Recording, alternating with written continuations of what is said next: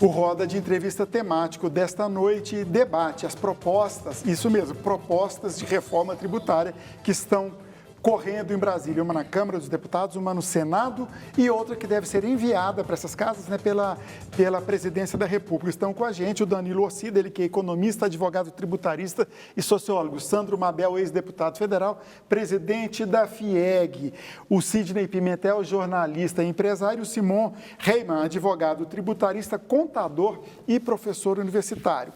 Bom, no bloco passado eu levantei uma questão, eu começo com Danilo. Nós vivemos uma falsa federação no aspecto tributário, onde a União é gulosa e os estados, municípios e Distrito Federal que se virem com muito ônus e pouco bônus? É fato que aos municípios a Constituição delegou muitas obrigações.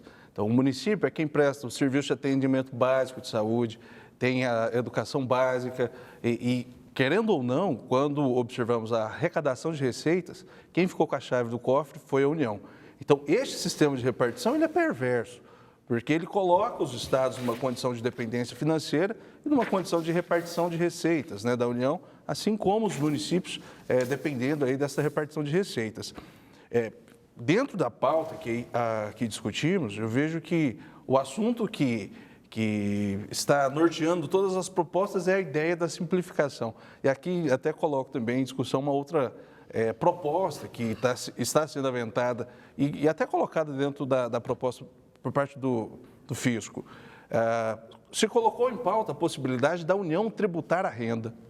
A tributação em cima do consumo ficaria em cargo dos estados, e aí a outra base econômica, que é a tributação do patrimônio, no caso o ITCMD, que hoje é do estado, e o ITBI, que é de competência municipal, ficaria em cargo do município. Então, uma das propostas de simplificação dentro dessa base dos impostos seria de acordo com o objeto tributado, renda, consumo e patrimônio, dentro das respectivas competências para cada um dos entes da federação. É uma proposta que também está ganhando couro dentro dessa discussão.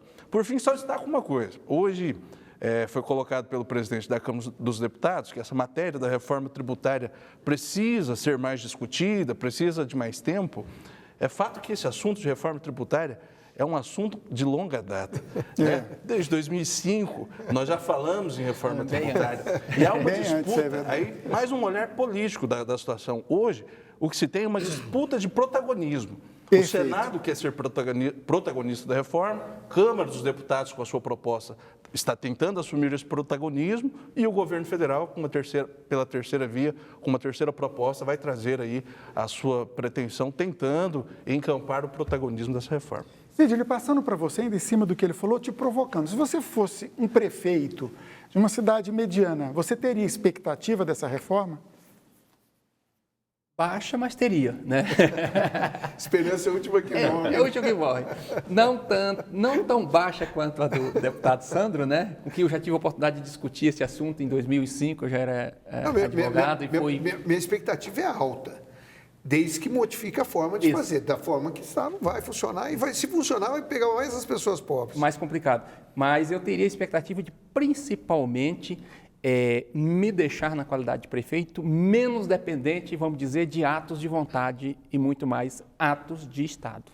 Atos de receber recursos decorrentes de uma previsão específica da norma, sem precisar eu ter um bom representante em Brasília, sem precisar ficar dependendo da habilidade do meu deputado federal, do meu senador, para buscar esses recursos. Seria isso que eu esperaria se prefeito fosse. Simão, o que você fala? E não quero ser. Nos mesmos termos, né? Eu acredito essa ideia, essa proposta até de passar os tributos sobre base patrimonial para os municípios faz todo sentido. Tem acontecido até com o ITR, né? O ITR é um tributo federal e desde 2003 houve uma emenda à Constituição. Originalmente o ITR 50% da União, 50% para o município, onde está situado o imóvel rural. Desde 2003, a Constituição prevê a possibilidade do município arrecadar e fiscalizar. E o que tem acontecido na prática é que eles têm soltado decreto estabelecendo o preço do hectare na região, está gerando até discussão, para aumentar a arrecadação em cima desse imposto que tem essa base patrimonial. E o município está de cima ali, ele acompanha e sabe qual que é o preço do hectare, ao invés da União em Brasília estar analisando isso. Então, faz sentido. Eu concordo com o Cid, né? Tem que reduzir essa dependência política, digamos, com pires na mão, literalmente, que acaba retirando a autonomia em alguma medida dos prefeitos. Então, acho que essa base própria de arrecadação e menos dependência de verba discricionária seria importante nesse contexto. Olha só, pergunta de telespectador, o número novo está começando a dar certo, ó, 32017704. Aldo Lima, do setor Santa Genoveva. Ele faz uma pergunta para o Sandro Mabel, acho que de certo modo você já falou, mas é importante esclarecer isso. Essa reforma vai atingir de forma favorável os mais pobres ou os mais ricos? E com liberdade para todos falarem. Bom, na minha opinião, a reforma do jeito que ela está colocada, tanto a PEC 45, que é a criação do IBS, essa daí fere de morte as pessoas mais pobres. E a outra também que está sendo colocada pelo Senado, que é a do Raul, ela pega um número maior ainda de impostos e também é complicada. O problema todo que tem é que você tem que fazer uma coisa. Primeiro, nós temos que fazer a tal da simplificação, nós temos que separar uma coisa da outra e nós temos que, esse negócio de falar, vai tributar todos os produtos com a mesma alíquota. Como que vai tributar com todas as alíquotas? É o que eu te falo. Você acha que meu terno é simplesinho, mas vamos dizer assim, não é um terno. Você acha que meu terno pode ter a mesma tributação de uma pessoa que compra um casaquinho de flanela? Não pode ter. O cara que compra um casaquinho de flanela porque ele não pode comprar um terno, um paletó melhor, ele tem que ser tributado menos. Então, isso tem que ficar claro, porque senão os pobres vão ficar cada vez mais pobres. Então, elas são ruins nesse ponto. Segundo, na reforma tributária que eu fiz, você tem que fazer uma trava de carga tributária. Na época, eu acho que nós travamos em 32%. Toda arrecadação que for maior que isso, então você não pode subir mais. O gasto não pode ser mais. É um teto. É um teto de carga tributária. Quando você tem uma carga tributária que atinge esse teto, o ente que estiver pegando isso, vamos dizer, a União está pegando isso daí com o IVA dela, no caso que se cria um IVA ou um IBS, ela tem que diminuir isso nos produtos das pessoas mais pobres. Ela tem que diminuir o preço da camiseta, da sandália, ou tributação sobre isso. Então, você vai tirando essa regressividade que é perversa para a pessoa que ganha cada vez menos. Então, isso daí não funciona. Só respondendo que eu não tive a oportunidade de falar aquela coisa. O problema dos prefeitos não é o que foi dado para eles constitucionalmente, nem as obrigações nem o recurso. Seria, até daria. O problema é a obrigação que não deram e ele assume.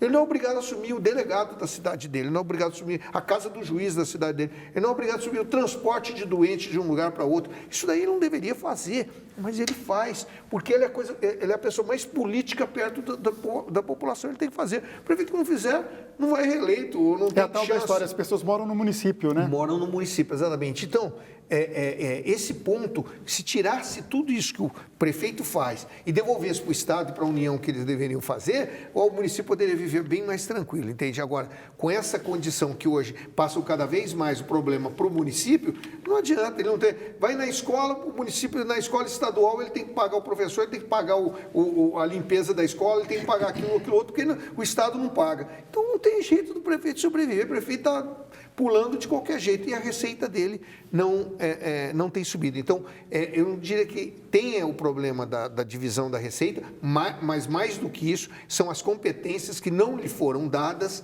e que custam caro e que ele teve que assumir. Então, isso daí fica muito caro. Mas, concluindo para o nosso companheiro, se a reforma estiver desse jeito que estão essas duas propostas, as pessoas que ganham menos vão ser mais tributadas. Alguém quer fazer um comentário em cima disso? Uma questão importantíssima também, que anda de mãos dadas com a tributação, são as despesas públicas, né? Essa pressão que tem, esse déficit fiscal que vem acontecendo, ele pressiona extremamente a tributação. E, na verdade, o Estado acaba, como o Sidney colocou, tributa energia, tributa essas bases que são mais fáceis para ele arrecadar. Em alguma instância é porque o Estado está muito grande, está inchado, está com muito servidor, aumentando muito os salários do funcionarismo público, acima do que a iniciativa privada consegue. E isso aí acaba gerando uma pressão por arrecadação, criando novos tributos, extrapolando base de incidência. A Constituição não autoriza que o Estado passe a inventar novas situações para cobrar em cima de, por exemplo, transmissão de cota de sociedade, em cima de compra de bem por empresa do Simples Nacional de fora, o DIFAL do Simples, por decreto, por ato normativo secundário. Então, essa situação, porque não dá para reduzir a carga tributária na canetada. Não adianta, quando os gastos estão muito altos, o Estado vai dando um jeito, ele vai criando novas bases. Então, isso aí tem que caminhar junto, tem que ter uma redução dos gastos públicos para conseguir, ao mesmo tempo, reduzir a pressão pela carga tributária mais alta. E essa trava é interessante. Você acaba pressionando o ente ali a segurar os gastos dele e reduzir a Ele é carga. obrigado, né? É obrigado, isso. Desculpa, Enzo, entrando é aqui isso que eu já quero exatamente na mesmo, sequência, né? Uma coisa que quando a gente fala muito de simplificação, e às vezes há todo um espaço para simplificar sem muita, vamos dizer, sem muita delonga, é algo que você pode fazer. Por exemplo, nós temos tributo de valor agregado, ou seja, tudo aquilo que eu acrescento no preço é sobre o que eu pago. Eu compro por 100, né? Pego os créditos daquilo que foi pago nos 100 e vendo por 200. Então, eu pago sobre 200, mas desconto 100, para simplificar para o contribuinte, né? Para o nosso telespectador, que também é contribuinte. O que acontece? Hoje, nós temos um sistema em que, ora, como o deputado Sandro Mabel falou ainda há pouco, ora eu posso acreditar disso, ora não posso, ora posso, ora não posso. Isso vira uma confusão, isso dá espaço.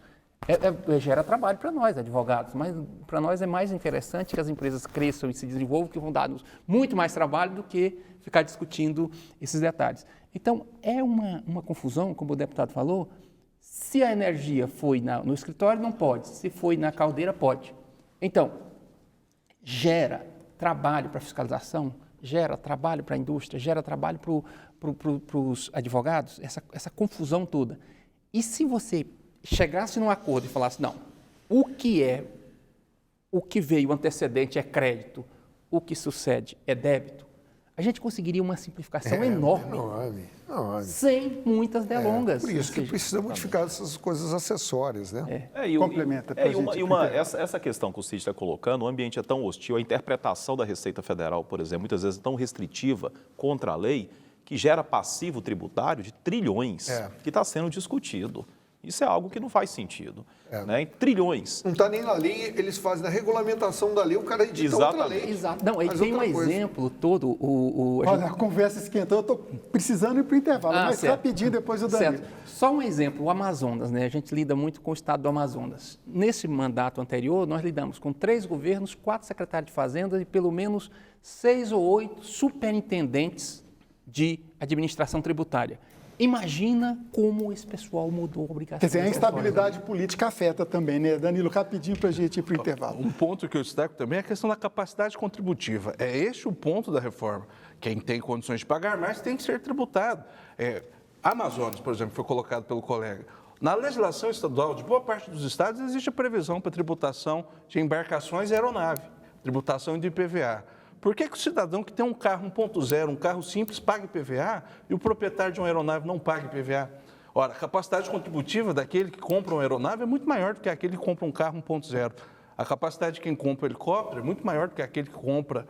Nas legislações existe uma previsão, mas houve um reconhecimento por parte do Supremo, fazendo uma ginástica jurídica, que reconheceu, talvez cedendo a pressão até do setor aéreo, cedeu e criou e reconheceu uma inconstitucionalidade nessa tributação. Em Manaus, por exemplo, a embarcação faz um papel de carro. Né? Boa parte do transporte ali se dá por barco, em razão da ausência de vias terrestres. Então, acho que essa equação também precisa ser pensada. Depois do intervalo, você provoca por que não tributa mais os bancos? Boa pergunta. Vamos lá, vamos para o intervalo. Daqui a pouquinho a gente volta para o quarto e último bloco. Um assunto super interessante, uma verdadeira aula com 4 especialistas aqui sobre tributação. Voltamos em instantes.